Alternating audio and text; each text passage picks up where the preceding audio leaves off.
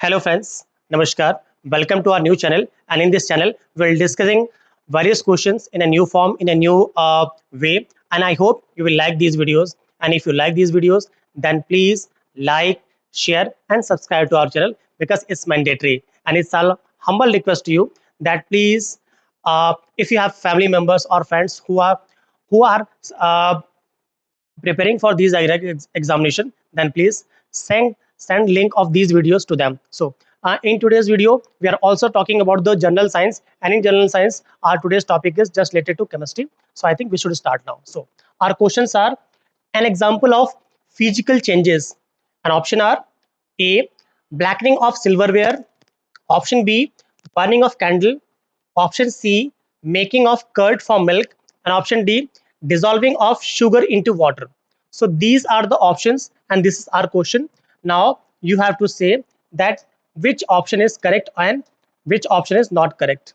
So 6 persons are live there. Then please, anyone who is live, then please try to answer these questions in a proper way. Don't mean that it could be right or wrong. Don't think about it.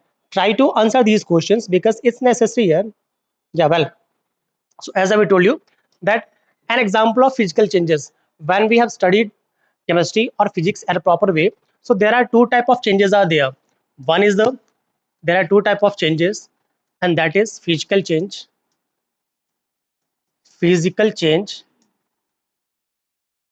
and another one is chemical change. Another one is chemical change.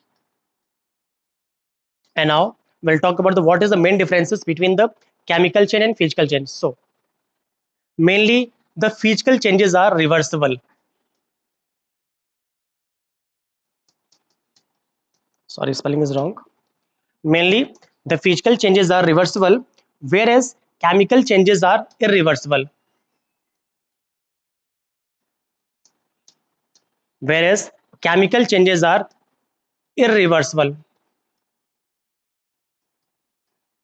Means in physical changes, if the physical form of that substance have been changed, so we can gain the same physical change by some changes. Whereas if there has a chemical changes, so we can't do the same thing by any method. So that type of change is known as chemical change. So like if I talk about the example, if I have ice, I have water.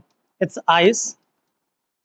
If I will provide some temperature to it, some heat to it, it will convert it to water. It will convert it to water. And if I again provide some heat to it, then it will convert it. Then it will convert it to vapor. Again, if I will cool vapor, if I will cool vapor, then it will convert it to water, and the water again changes. If I again cool water, then it will also changes in ice. So what is this? It is solid, then liquid, then gas. It is a solid form, then liquid form, then gas form. Then you can understand that these are physical changes because their form have only changed, means solid to liquid then gas. So this type of changes are known as physical changes, whereas chemical change is a change in which chemistry have been involved by any way. Suppose the change of curd, the change of milk to curd, the change of milk to curd is a proper example of chemical changes. Suppose rusting of iron. Rusting of iron is also a proper example of chemical changes. Whereas various examples are there which are totally full. I think the world is totally full up of chemical changes as well as physical changes, but chemical changes are more as comparison to the physical changes. So I think we should where is the answer? So options are: A, blackening of silverware; option B, burning of candle; option C, making of curd from milk; and option D, dissolving of sugar to water. Now you can answer it. As I told you, blackening of silverware. Blackening of silverware is a chemical change. How you can say? The symbol of silver is Ag. When it absorbs oxygen, then it changes to AgO. Means blackening of silver, because when silver have oxidized, then blackening, a layer of blackening has been come in that substance or in silverware. So you can say blackening of silver is a chemical change. So it is wrong. Now we'll move to the next question. Next option, burning of candle. Burning of candle is also chemical change, because when we burn a chemical, so there is some combustion reaction. There is some combustion reaction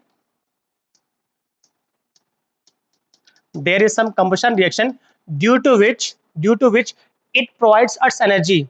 Or burning of any substance is a chemical change. So it's a chemical change. Next is the of curd from milk. Yeah, as I told you, making of curd from milk is also chemical changes, because you cannot change milk again to the curd by any medium, by any method, by any technology. You cannot change curd to the milk. So we can say it's irreversible. It is irreversible. So it's a chemical change. So what is this? Dissolving of sugar in water. It's a physical change. So our answer will be this option D. Dissolving of sugar in water is a physical change. How we can say? Because these are the particles of sugar. These are the particles of sugar which I have put up in a glass of water. So these will be dissolved. So what happened? Its physical form have been changed. Its physical form have been changed means firstly the sugar particles, or you can the sugar balls, are solid, and when they have been dissolved in the water, in that condition they are in a liquid form. But by the process of crystallization, we can again separate, or you can say by the process of crystallization or by the process of evaporation, we can again separate water, as well as water and sugar balls. So it's a physical change, and all these are chemical change. I hope now you can understand this in a proper way. So now we'll move to the next question. Our next question is change of water into vapor. Change of water into vapor is called option A, natural change, option B, physical change, option C, chemical change, and option D, biological change. Mainly this type of one liner questions are not asked this time, but because we are going to revise these things, so we have to revise, or you can say we have to think every question. So, well, Asu Singh, nice sir, thank you Ashu. Well, I don't know that Asu Singh is a boy or girl. It could be boy or girl. Well, Asu is a general name. Well, Asu is general name. Well, I don't know. Well, we are talking about a change of water into the vapor is called. Change of water into the vapor is called. It is called vaporization. Well, it is not in means change of water into vapor is called natural change or physical change or chemical change or biological change. It's a physical change. Why? Because water is a liquid. Water is a liquid, and vapor is a gas substance. So you can say, sir, in that condition only form of substance have been changed. Only form of substance have been changed. So it's a physical change. It's a physical change, not a chemical change. Now we'll move to the next question. Our next question is, which of the following is an example of chemical change? Which of the following is an example of chemical change? Very good. Thank you so much, Asu. Okay, you are a girl. Very good. Well, which of the following is an example of chemical change? Options are A, dispersion of white light into light of 7 colors when passed through a prism. Option B, softening of vegetable when cooked. Okay. Option C, wet soil lump when dried gets fragile. Option D, dissolving of salt into water. It's really a nice question. Which of the following is an example of chemical change? I think some of you can answer it. Which of the following is an example of chemical change? So as I told you, mainly the chemical changes are irreversible. Mainly the chemical changes are irreversible, whereas the physical changes are reversible. So it's a common thing by which you can eliminate some options. Now we will eliminate some options. Dispersion of white light into light of 7 color when passed through a prism. It's a physical change. It's a physical change. You can say, so how? Because suppose it's a prism. It's an example of prism. Okay. And and I have a white light. I have a white light. When it passes through the prism, so the light will be dispersed in 7 colors. So light will be dispersed in 7 colors. Again, if you take another prism of same power and put that prism in just like that form, so after that, when these lights passes from that prism, so it will again changes into a single beam of light just like them. So this type of change is a physical change, because all the light have been scattered in a form. Again, this have been grouped in a single form, so it's a physical change. This is not the correct option. Option B, softening of vegetable when cooked. Yeah, it could be the right answer. I don't know about it, because softening of any substance, mainly vegetables, living beings, when the softening of these things have a chemical change, because when there will be some chemical changes in the body of living substance, because we are talking about the cooking vegetables. So in vegetables, how vegetables were cooked? When we provide them heat, when we will provide them heat, so there will be some changes in the body of that vegetable. So this type of change is a chemical change. It's a chemical change. Well, it could not be the correct answer. So now we will move to the next question. Wet soil lump when dried gets fragile. It's also physical change. You can say how it's a physical change. Suppose you have a soil, and you have put up some water in that. Now when it will be dry, it will be a dried lump, and after some time, when you will crush it, then it will again uh, just like a powder of soil. So you can say, so it's a physical change. Dissolving of salt and water, it is also physical change, because if salt have been dissolved in water, so you can separate them by the process of evaporation or crystallization. So it's also a physical change. So our correct answer is softening of vegetable when cooked. When uh, when any vegetable or fruits is cooked, so this type of change is known as chemical change. Again, uh, wrapping of fruits is also a chemical change. This question have been asked in various times, that which chemical substance is responsible for wrapping of fruits in that condition. So you can say ethylene. Ethylene is a substance which is responsible for the wrapping of fruits. Well, now we'll move to the next question. Our next question is, which of the following is are the example of chemical change? Which of the following? Which of the following is are the example of chemical change? You have to say which of the following is are the example of chemical change. Again, option A, crystallization of sodium chloride. Sodium chloride is just like NaCl. NaCl. I mean, our common salt is known as sodium chloride. Means crystallization of sodium chloride. So crystallization of sodium chloride is also an example of physical change. It's a physical change. It's a physical change. Crystallization of any substance is physical change. Next is the melting of ice. Melting of ice is also physical change. Melting of ice is also physical change. Why it's physical change? Because suppose I have a ball of ice, and if I have provided some temperature in this, so it will change to water. And if I will again cool that water, so it will changes to ice. So it's a physical change. So melting of ice is a physical change. Next, third is the souring of milk. Souring of milk. So this is the correct souring of milk. So we have to select the correct answer using the code below. So souring of milk. Souring of milk is a chemical change. Now you can say, sir, why it's chemical change? Because changing of milk to curd, or souring of any substance is a chemical change. So due to butyric acid, or you can say lactic acid, this souring have been occurred. So option A is only correct. Which of the following is an example of chemical change? So only option 3 is correct. So our option are option A 1 and 2 wrong, option B only 3. So only option 3 is correct, and now it's your answer. Now we'll move to the next question.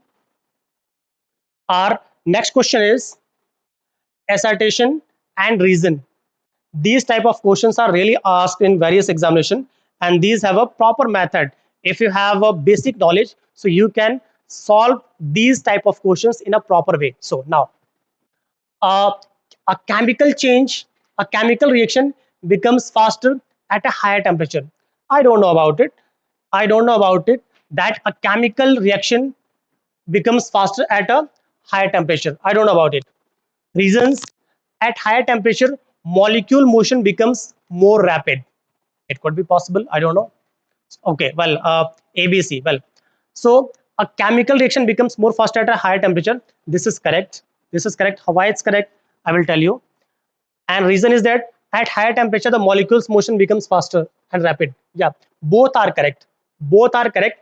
And A is the correct answer. Okay? Both A and R are true. And R is the correct expression of A. Well, it's good. Why it happens? Uh, suppose I have water. Yeah, it's water or any liquid. It's water or any liquid. And if we'll provide some heat to them, if I will provide some heat to it, so after some time it will boil. And when it boil, what happened to it? What happened to this process? When some molecule which are found on the bottom of that vessel, so these molecules will absorb water. These molecules will absorb water, and they transfer to the next molecule. They transfer that energy to next molecule. Okay, they transfer that energy to next molecule, and the next molecule will also provide that energy to next molecule, due to which it will boil very fastly, or you can say it will gain some heat. Again, same thing will be happen to the chemical substances. When we provide heat to them, so all the molecules of that chemical substances starts moving rapidly. And when the molecule will start moving rapidly, so the rate of chemical reaction will also increase. So option A, a chemical reaction becomes more faster at a higher temperature. Yeah, it's totally true that chemical reaction vehicle will becomes very faster, or you can say very rapid at higher temperature. A single example is there. This is a month. I am recording this video in the month of June, and at Lucknow we have a huge temperature. We have a huge temperature, and if we will put some vegetables or some fruits outside the fridge, so after 1 or 2 hours, you can say 4 hours, all will be destroyed. Why? Because temperature is very high. And when temperature is very high, so there will be some chemical changes in those vegetables, or you can say fruits, due to which they will be destroyed. Whereas if we'll keep them in refrigerator, or you can say fridge, so the temperature will be low. And when temperature will be low, so the chemical changes will also be low. That's why we kept everything in, mainly kept everything, not kept edible things in a refrigerator. Well, now we'll move to the next question. So option A is correct. Our next question is, what form of energy is produced in the decomposition of water? What form of energy? What form of energy is produced in the decomposition of water? Option A, light. Option B, heat. Option C, sound. And option D, acid. It's a simple question. It is wrong, sound is wrong, light is wrong, only heat is correct. Why it's correct? So decomposition of water. Now we have to discuss about the decomposition of water. Mainly decomposition of any substance. Mainly decomposition of any substance provides heat. Mainly decomposition of any substance provides heat. So when we are talking about the water, so this is water. Okay, and due to its decomposition, it changes to H plus OH minus, and huge amount of heat, due to which that is why the energy produced by the decomposition of water is in the form of heat. When it's energy, so it will be heat. It's a simple question. Well, now we'll move to the next question. Our next question is, which of the following is not correctly matched? Which of the following is not correctly matched? Option A, desalination of seawater. Okay. Option B, reverse osmosis, potable water. Option C, denaturation protein. Option D, pasteurization tea. I mean, which of the okay? I think there is some printing mistake. So desalination of seawater. There will be some arrow. Reverse osmosis means it provides potable water. Denaturation, it occurs in protein. And pasteurization, it doesn't occur in tea. It mainly occurs in milk. When we talk about the pasteurization occurs in milk, or you can say it is found in the milk. So that option D is wrong, and all the options are correct, because desalination of seawater, because as you know that the about 97%, about 97 to 98% of water is non drinkable,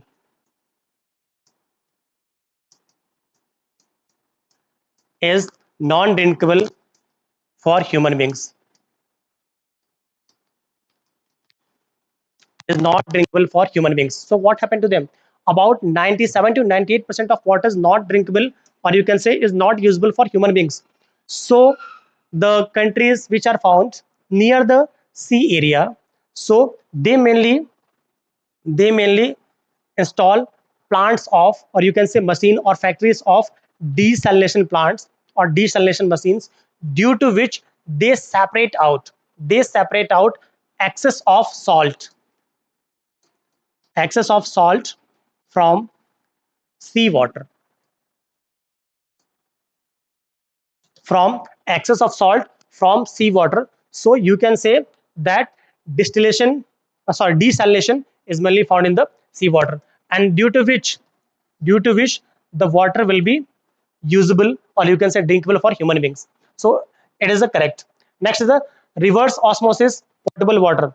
As you know that the every one of you have reverse RO, reverse osmosis. So it is used for the potable water. It's correct. Option C, denaturation, mainly protein. Yeah, denaturation mainly found in the protein substances like milk, pulses. Mainly protein. Denaturation is a process in which the protein molecules are breaks down in small amino acids. So mainly the denaturation is found in the proteins. But pasteurization, pasteurization is the process pasteurization is a process by which we can pasteurize, or you can say we can sanitize our milk. We can sanitize our milk. And pasteurization was discovered by Louis Pasteur. Louis Pasteur, and in the honor of Louis Pasteur, the pasteurization is known as the pasteurization is discovered, or you can say it is known, and it is mainly found in the milk. It is mainly found in the milk. Now you will think what happened in pasteurization. In pasteurization, mainly two things are there. In pasteurization, we heat the milk and then cool it. Then we heat the milk, then cool it. Oh, what happened to them? Sorry. Well, we heat the milk and then cool it in a proper way. We heat the milk and cool them in a proper way. So as I was saying about the pasteurization of milk. So yeah, well, in pasteurization of milk, what happened to them? So in pasteurization of milk, we provide heat to the milk. We provide heat to the milk. I think I can understand in the next slide. In pasteurization of milk, yeah, again pasteurization of milk is there. In pasteurization of milk, two things are there. We provide heat to milk for a long time, for a long time, and then instant cooling, and then instant cooling. Nowadays, there is no need to heat milk at a long time. Two things are there. If you will boil milk, or you can say heat milk about 63 degrees centigrade for I think it's 30 minutes, for 30 minutes, so the milk will be pasteurized. Whereas if nowadays what happened to them, we heat milk at about 72 degrees centigrade for 15 seconds only, for 50 seconds only. Nowadays what we are doing, we heat milk at 72 degrees centigrade for 15 seconds only, due to which all the bacteria, all the harmful bacteria, viruses have been destroyed, and the milk will be pasteurized. And this process is known as pasteurization of milk. So our question is, pasteurization is the process by which, well, pasteurization is a process by which what happened, a milk is preserved at very low temperature for 24 hours. Wrong, it's wrong.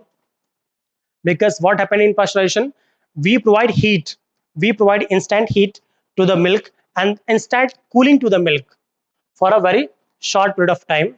This is if we heat milk at 72 degrees centigrade and for 15 seconds, that's enough for killing bacteria, viruses of that milk. Next is the milk is heated for 8 hours. This is also wrong.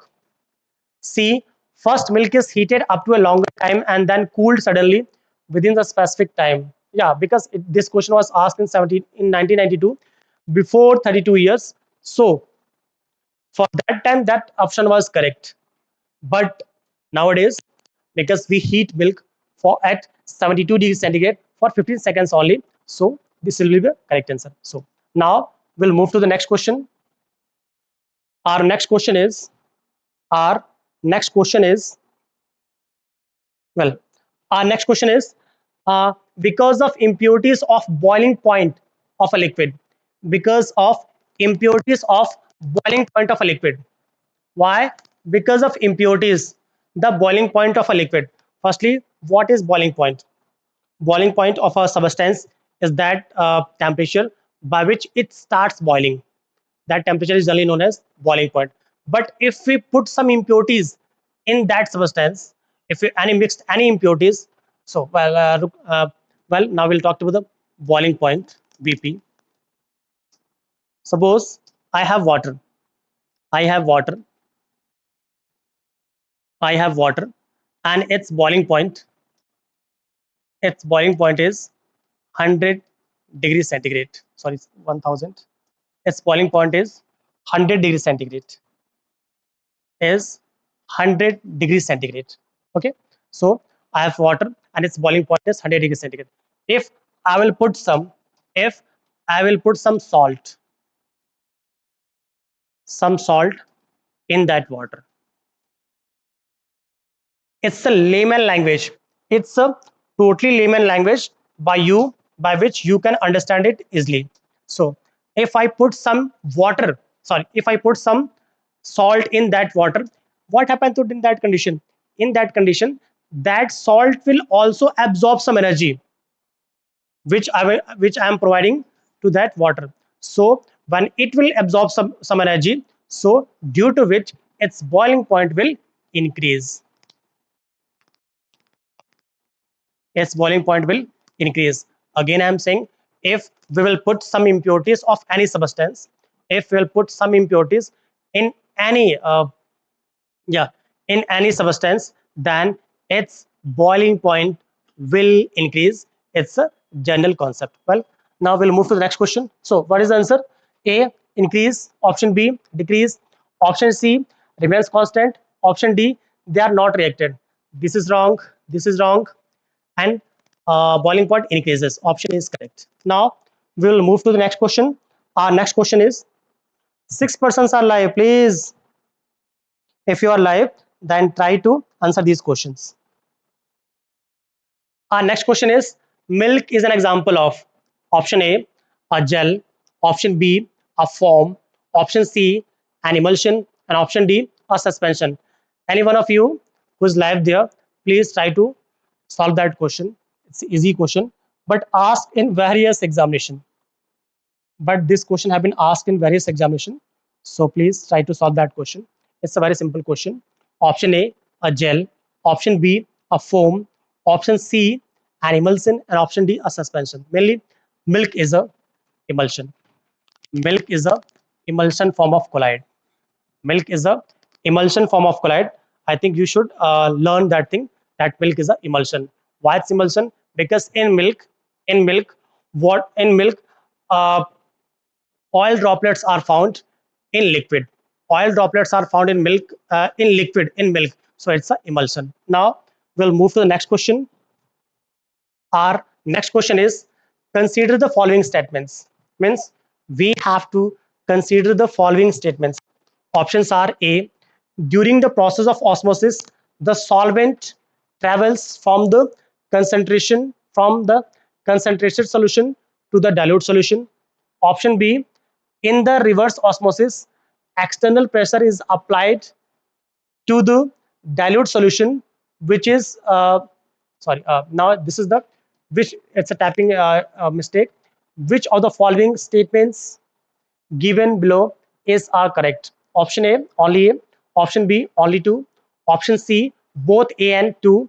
And option D, neither one or two. Well, it's a ICE question and it was asking 2005. It's a conceptual based question. So, well, during the process of osmosis, the solvent travels from the concentrated solution to the dilute solution. Uh, this is incorrect. Why this is incorrect? I will tell you. Next, in reverse osmosis, external pressure is applied to the dilute solution, which is yeah, this is correct. Option B is correct. So only option B is correct. Why it's correct? Just a minute, because it has not. Yeah, because what happened to them? What happened to them? Osmosis. Yeah, I think I can answer that question in that area. So we can add some slides over there. We can add some slide, and color of that slide will be, yeah, it's okay. Oh, yeah, I have added some slide. Well, so what happened to osmosis? Osmosis, then reverse osmosis. Reverse osmosis. Osmosis and reverse osmosis. So what happened in reverse osmosis and osmosis? In osmosis, in osmosis, two things are there. There is substance, there is a process of solute, solvent, and solution. Solute, solvent, solution. Okay, and fourth is the precipitate. I think there is no need of precipitate. So solute, solvent, and solution. Solute are those particles which are less in amount. Solute are those particles generally which are less in amount, which are less in amount, or which are less in amount, or which can dissolve, or which can dissolve. Whereas solvent are those substances which are excess, which are excess in a, which are in excess, and which can dissolve solute particle, can dissolve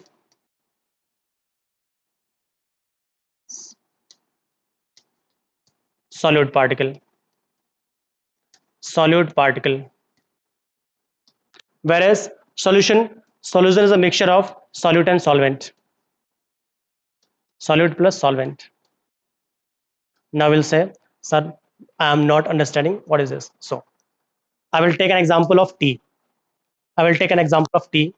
So if you are a, I think yeah, tea.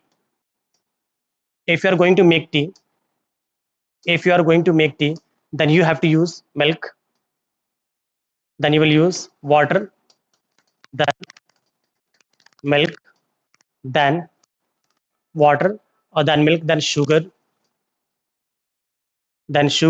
and water, then milk, then sugar, and some amount of, only some amount, and some amount of ginger, or you can say tea leaves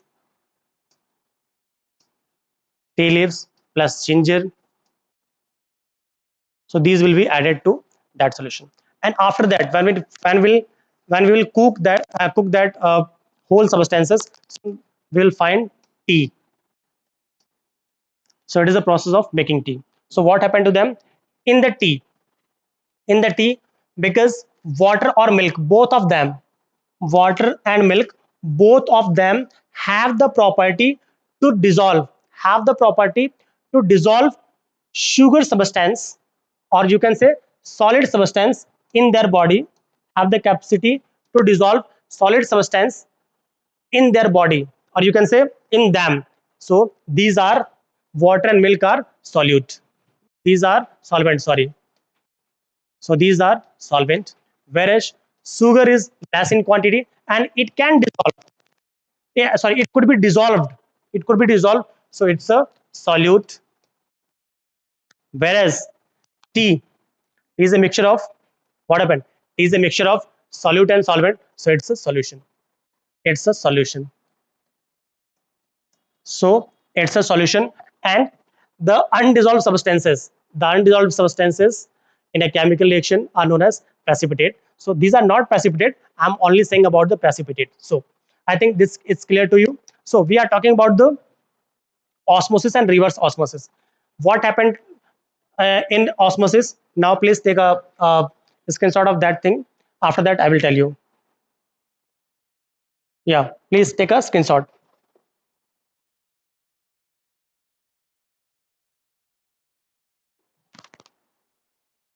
So if you take a screenshot, then you can understand it in a proper way.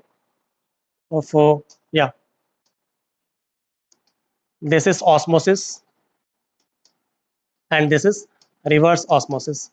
In osmosis, the solvent particle, what particle? Solvent. The solvent particle, or you can say solvent move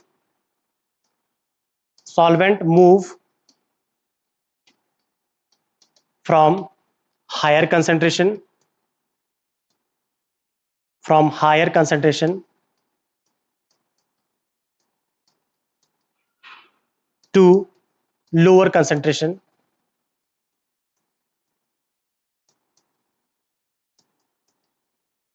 to make equilibrium,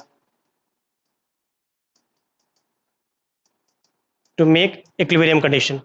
Whereas whereas in reverse osmosis, we apply external forces. So now you can understand that which form is correct, because in that question, yeah, in that question, what happened? In that question, I don't know where is the slide. Where is the slide? Where is the slide? Yeah. In that question, during the process of osmosis, solvent travel from, okay, solvent travel from the concentration of solution of the dilute solution. So travel from the concentration. There is no higher word. So this is incorrect. This is correct because in reverse osmosis, we have to apply some external forces. Now we'll move to the next question. Well, our next question is, in an unsaturated solution, in an unsaturated sugar solution, if an unsaturated sugar solution is prepared by mixing 100 grams of sugar, by mixing 100 grams of sugar with half liter of water, with half liter of water, which of the following physical quantities will not change? It's really a simple question. If I have 1/2 liter, if I have half liter of water,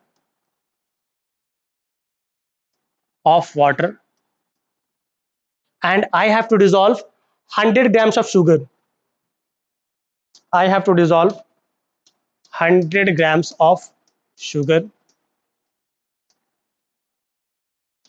and if I have to dissolve 100 grams of sugar, which of the following physical quantities will not change?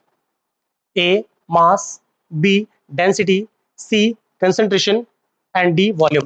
Only volume will not be changed, and after that everything will be changed. Why? Because when we talk about the mass, so when sugar will be dissolved in water, in that condition, these will adjusted in the intermolecular spaces of water, in the intermolecular space of water. So their mass, their mass will be changed. So it's a wrong answer. Density, as you know that the density equal to mass upon volume.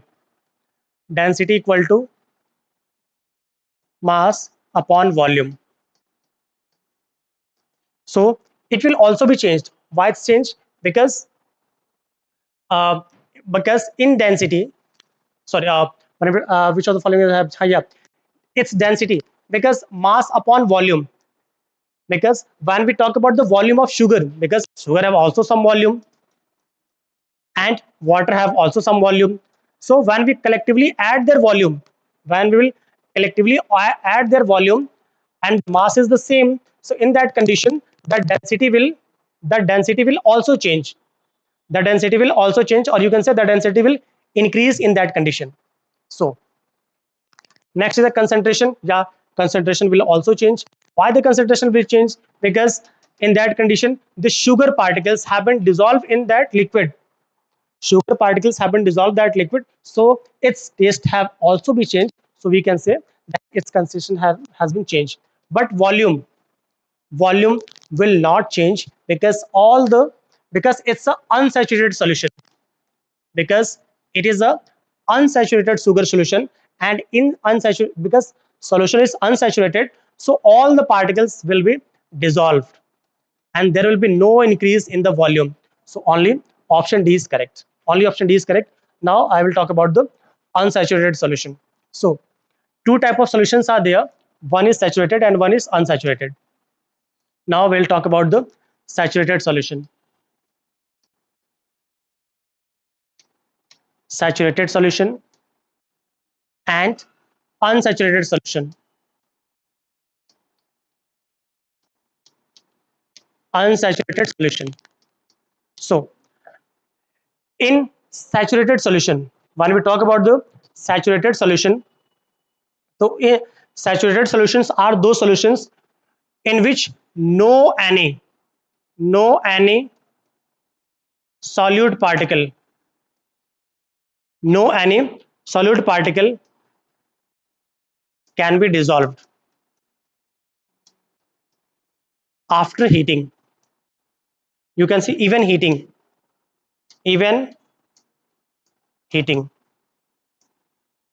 So that type of solution is known as saturated solution, means no a single particle of the solution which cannot absorb a single particle of solvent in them after heating. It cannot dissolve any substance in them, are known as saturated solution. Whereas unsaturated solutions are those solutions in which solvent particle, in which solute particle, in which solute particle can be dissolved easily. Because we are talking about the unsaturated solution, means it has access intermolecular spaces in which some other sugar molecules can some other sugar particles can also dissolve. So in that condition only volume cannot be changed. After all of these will be changed. Now we'll move to the next question. Our next question is, which of the following process is not useful for purification of solid impurities? Which of the following process is not useful for purification of solid impurities? Please answer this question. Yeah, everyone, please answer this question.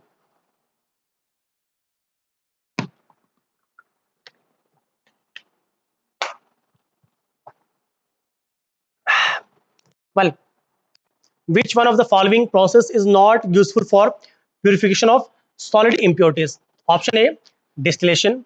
Option B, sublimation. Option C, crystallization. And option D, all of the above. So the correct answer is, yeah, the correct answer is, which of the following process not useful for purification of solid, for solid impurities? For solid impurities, which of the following is not used? Option A, distillation. Option B, sublimation. Option C, crystallization. And option D, all of the above. Only option A is correct. Only option A is correct because distillation is used. Yeah, it is used.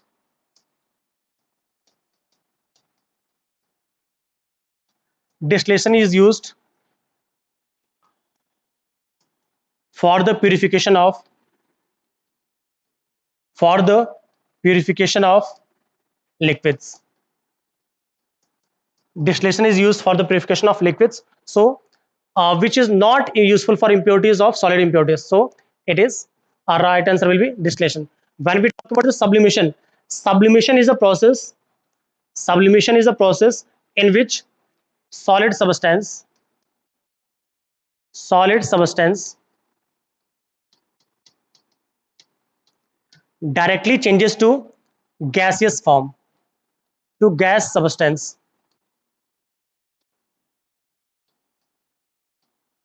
in which solid substance directly changes to gas substance. So that process is known as sublimation, or you can say the gas substance directly changes to solid substance. It is also the sublimation, or you can say resublimation. So it is used. It is also used. Sublimation is also used for the solid impurities. Crystallization is also used for solid impurities, and distillation is not used for solid impurities. So now we'll move to the next question. Our next question is, after cutting cucumber, if salt is added, then water comes due to which? Yeah, nowadays it's a time of jayad crops. Three type of crops are found in India. That is rabi crops, then jayad crops, and then kharif crops. So this time, I mean this winter, you can say this rainy season. This rainy season is the season of jayad crops, in which you can say cucumber, watermelon. These type of things are found in the market. So this is the example of cucumber. Nowadays, because everyone is eating cucumber easily. So if you applied some salt on cucumber, so it will distract some water, or you can say it will release some water. So this process, what is the phenomenon behind this process? So the phenomenon behind this process is, the phenomenon behind this process is osmosis. Is osmosis. Why? Because in in our cucumber, I think about 92% of water is found. About 92% of water is found in cucumber. Okay, about 92% of water is found in cucumber. So it's a process thing. When we apply salt over there some salt over there, so as I told you, that solvent molecule move from higher concentration to lower concentration to make equilibrium solution. So due to which the molecules of water extract out. This is known as osmosis. Now we'll move to the next question. Our next question is, which one of the following processes is not useful for purification of solid impurities? Again, same question. Process of solid camphor into camphor vapor is called, as I told you, this is the sublimation. This is sublimation. Also the naphthalene ball. Naphthalene ball is also a good example of sublimation. As I told you about the sublimation. Sublimation is a process in which a solid substance directly changes to gas. So this process is known as sublimation. What hamper to camphor? If you have taken some camphor in any pot, okay, in any pot, and you will provide, and that jar is open, so that will directly changes to camphor vapor. Camphor vapor.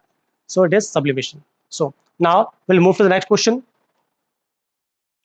Our next question is, a sample of any following substance. A sample of any following a sample of any of the following substance disappears after some time when exposed to air, like camphor, naphthalene ball, or dry ice. This phenomenon is known as I told in the previous question. Okay, please UPPSC 19. Well, this is the sublimation. due to the process of sublimation, this directly changes to water vapor. Sorry, to that vapor. Now we'll move to the next question. Our next question is, example of corrosion is A, black coating of, example of corrosion is, okay, black coating of silver. Option B, green coating of copper. Option C, brown coating on iron. And option D, above. Yeah, option D is correct, because corrosion is a process in which the hydrated, corrosion is a process due to which hydrated substances, or you can say water in the form of corrosion have been sticky, have become sticky to the surface of that substance, which is known as the corrosion. So it's a chemical change. And the silver has a black coating. Yeah, it's a corrosion. Copper has also green coating. It's a corrosion.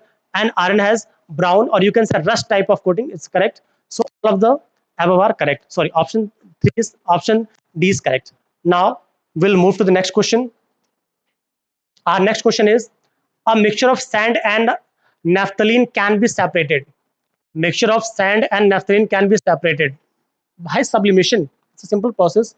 A, sublimation. B, distillation. Option C, chromatography. Option D, fractional distillation. And option D, none of the above. It is separated by the process of sublimation. By the process of sublimation, because naphthalene ball have the capacity, or you can say have the capacity or the tendency by which it can directly changes from solid to vapor. So we can separate them by providing heating, and this process is known as sublimation. In distillation is mainly found in the liquids, and chromatography is a technique by which we can understand the movement of liquid substance. And in fractional distillation, it is also found in the liquids. Well, so option A is correct. Now we'll move to the next question. Our next question is, which of these is not a colloid? Okay, A, milk. B, blood. C, ice cream. And D, honey. Honey is not colloid. After that, everything is colloid. Milk is a colloid emulsion. Milk is emulsion. Option B, blood is a colloid. Option C, ice cream is a colloid. And option D, now I will not answer this question. It's a homework for you. Whenever you have time, if you have completed 20 question over there, if you have completed all these question over there, then please try to answer this question in comment box. I will wait for your comment, and that's enough for today. I hope you like these videos, and if you like these videos, then please like, share and subscribe, and do comments in the comment box. We are eagerly waiting for your comments. That's enough for today. Have a nice day.